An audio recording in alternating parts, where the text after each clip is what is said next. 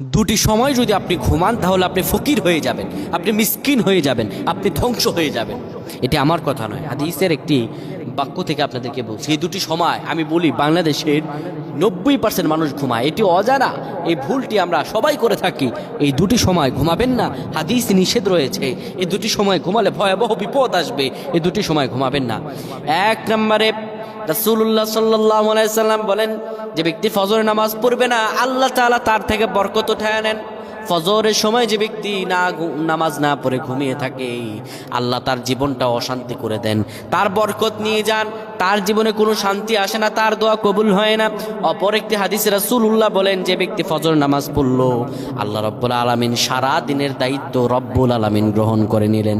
আরেকটি সময় হলো মাগরিবের আগের সময়, আসর নামাজের পরে। এই সময় অনেকে অলস্যভাবে ঘুমায়, এই সময় ঘুমাবেন না, এই সময়টাও দোয়া কবুলের সময়। রাসূলুল্লাহ এই সময়ও ঘুমাতে নিষেধ করেছেন। এই দুটি সময় ঘুমাবেন না, আল্লাহ রব্বুল আলামিন আপনাকে হেফাজত করবেন। আল্লাহ আমাদের প্রত্যেক বুঝার তৌফিক দান করুক, আল্লাহুম্মা আমিন।